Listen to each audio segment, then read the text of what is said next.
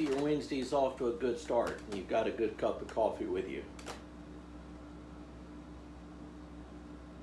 Mine's looking pretty good so far, and I'm glad to be here with you for a good cup of coffee on a Wednesday morning to talk about one of my favorite things. That's the Bible.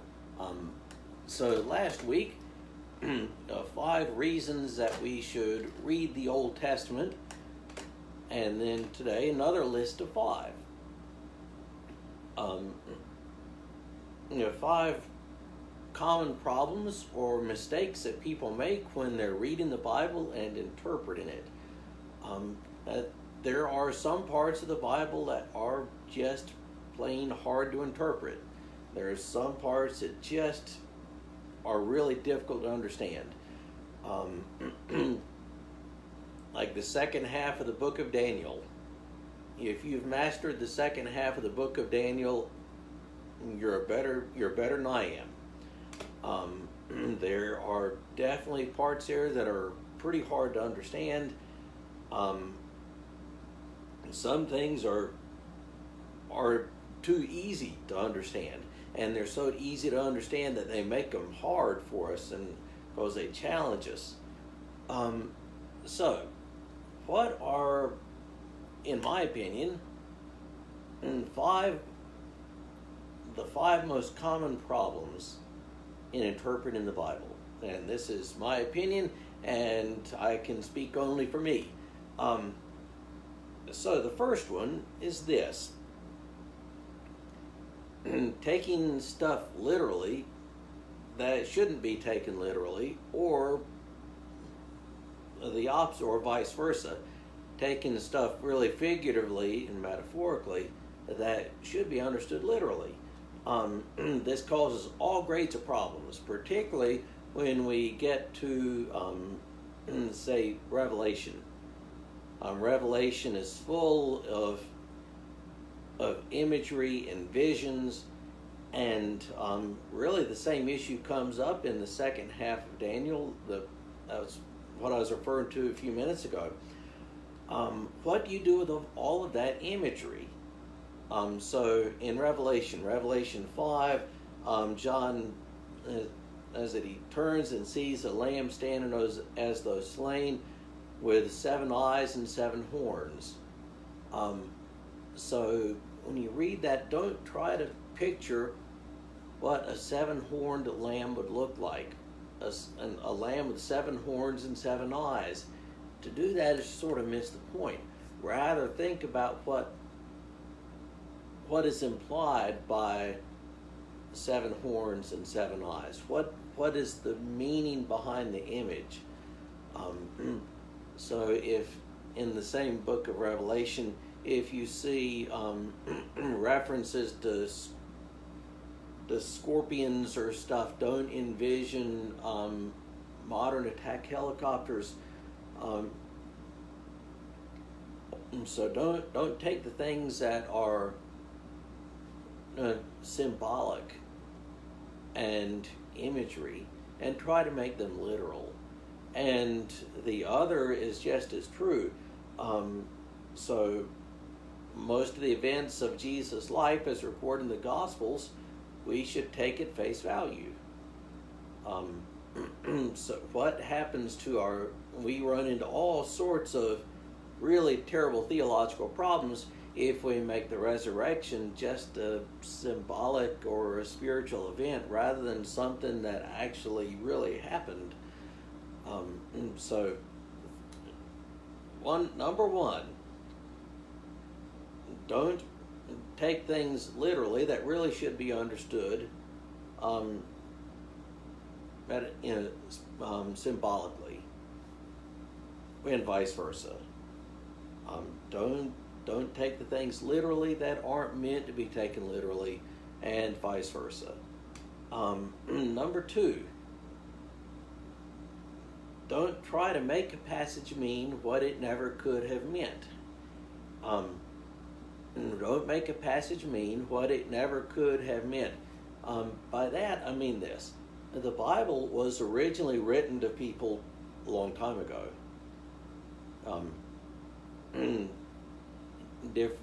in different languages than what we speak.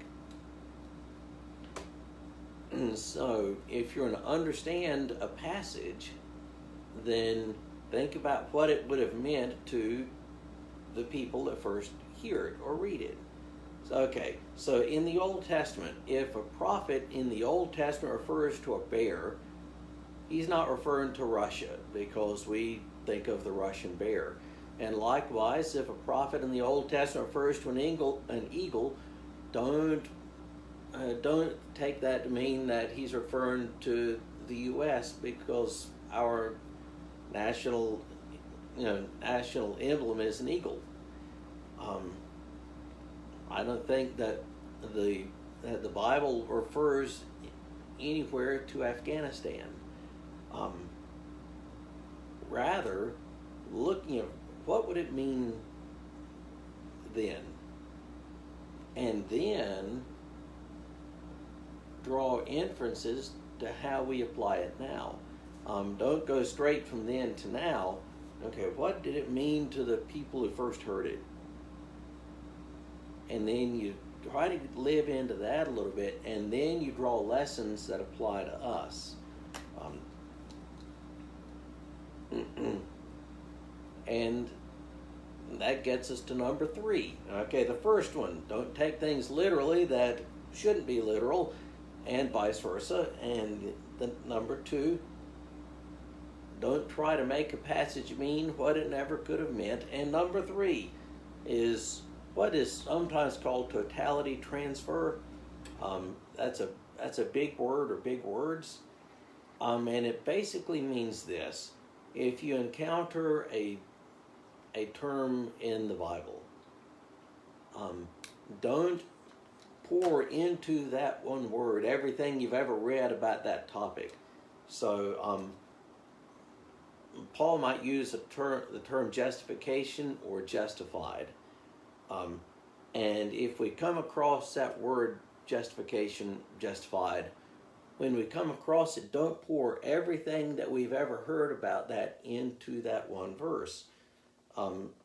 So in Romans chapter 3, Paul writes this: "For all have sinned and fallen short of the glory of God, and are justified by his grace as a gift." For all have sinned and fallen short of the glory of God, and are justified by his grace as a gift. Powerful statement. It is a powerful statement, but when we read that, don't read into that all of the volumes that have ever been written about the topic of justification. Don't pour into that a topic like faith. Faith is important in justification, and Paul refers to that in many other places, but he doesn't refer to it here. Here in this verse, we're justified by his grace. So don't pour everything you know about a topic into one instance where you see that word occurring. When we do that, we begin reading stuff into the Bible that may not be there. And that's something that we all do, and we all need to try to avoid it. Don't read stuff into a verse which isn't there. And it's hard to avoid doing that. Okay, the first 3, don't take things literally that aren't meant to be literal, and vice versa. Don't try to make a passage mean now what it never could have meant then. The idea of totality transfer, don't pour everything you know about a topic into a verse which might address it. And the 4th one, don't use difficult passages or doctrines to shape how you interpret the things that are clear. There are some things in the Bible which are clearly a lot easier to understand than others.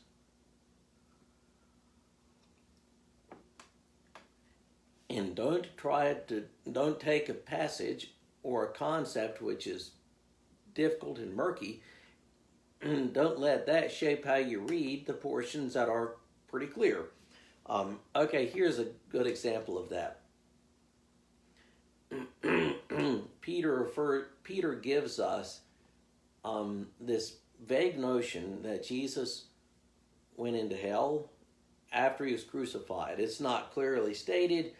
It's sort of an enigmatic reference, and from that you get the statement in the Apostles' Creed. In some versions of the Apostles' Creed, that he descended into hell on the third day, is raised from the dead, etc., etc. Most versions of the Creed don't have that statement, he descended into hell. But it is there, and there is sort of a enigmatic reference to it that Peter makes.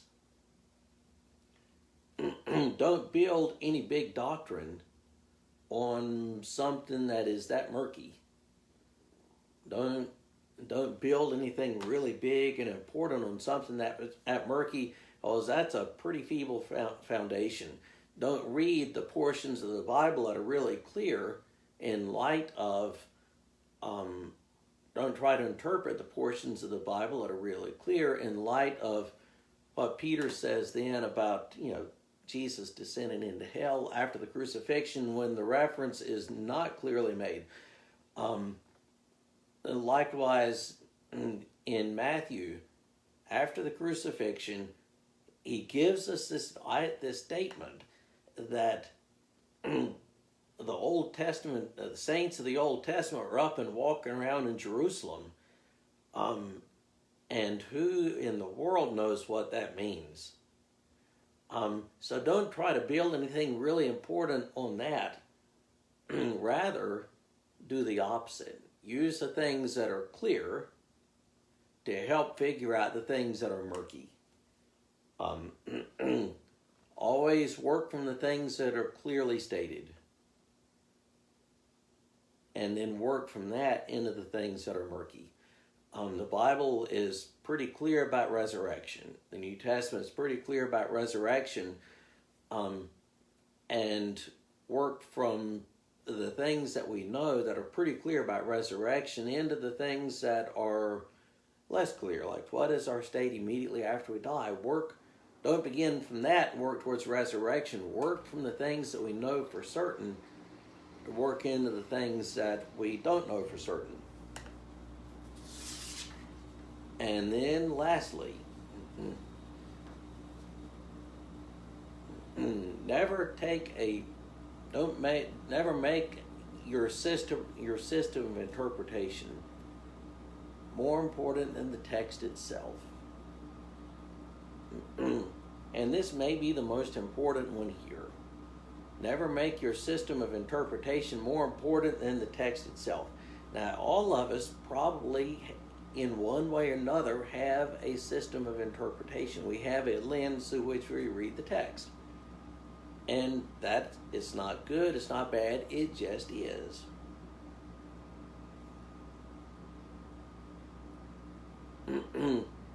But all sorts of problems happen when we begin to make our interpretive system more important than the text that we read. So, great example of this. There are all sorts of opinions about how the second coming will play out. All sorts of opinions about that. Is there going to be a rapture? And if there is a rapture of the church, is it before the tribulation, in the middle of the tribulation, or after the tribulation? Is there a 7 years of tribulation? And then what about the millennium? Is it a literal 1,000 years or not? And all sorts of different things there. And there are entire systems of interpretation built around that. Don't let your system of interpretation, your theory of how the Bible will play out in the end, how the second coming will occur, don't let that shape how you read everything else. So what can happen is we already have in mind how the end of time will play out.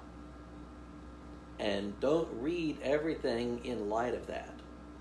when we do that, we, to use scientific terms, we cherry pick data. So we look for things that will support the bias that we already have. I guess something similar could take place with a lot of different views that we have about how the creation occurred.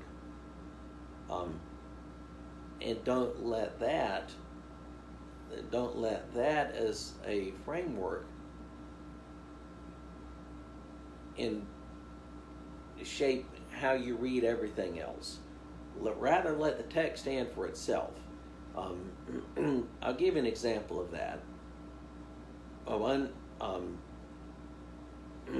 upon, when I was younger, I was firmly in the camp that there was a rapture that would take place before 7 years of tribulation, and after the 7 years of tribulation, there'd be a literal 1,000-year reign. Pre-tribulational, premillennial, that was me. And what I tell people is that I believed that until I read the New Testament. And when I really began reading the New Testament on my own, for myself, I just didn't see it there.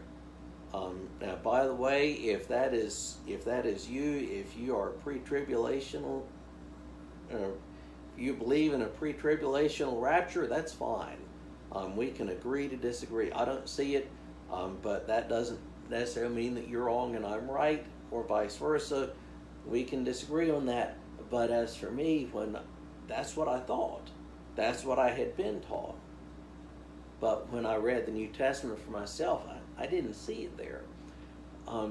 So we need to always check our biases and just read it and let the text stand for itself. And what is the text actually saying there? What is the text really saying? So, 5 problems to avoid when we are reading the Bible and we're trying to interpret it. And we all as Christians should be reading our Bibles. The best Bible is the one that is the most worn out. So 5 things. The very first one that I mentioned, don't take things literally that shouldn't be taken literally, and vice versa. Don't try to make a passage mean what it never could have meant. So, like I said, if you read a reference to a bear in the Old Testament, that prophet isn't referring to Russia. Invaders from the north in Jeremiah 22, I think, wouldn't be referring to Russia invading Israel. It might be referring to Assyrians, or maybe Babylonians if they came from the north. But it wouldn't be referring to Russia. Totality transfer. Don't pour everything you might know about a concept into one word where it shows up. Number 4. Never use the difficult, murky things in the Bible to shape how you read the clear things. Always work from the things that are clear towards the things that are murky. And then number 5, never make your system of interpretation more important than the text itself. Like I said, check your biases, and we all have them. So anyway, with that, I hope you all have a great Wednesday, and if there are other things that you can think of that are problems to avoid in interpreting the Bible, mention them there in the comments. Have a great day.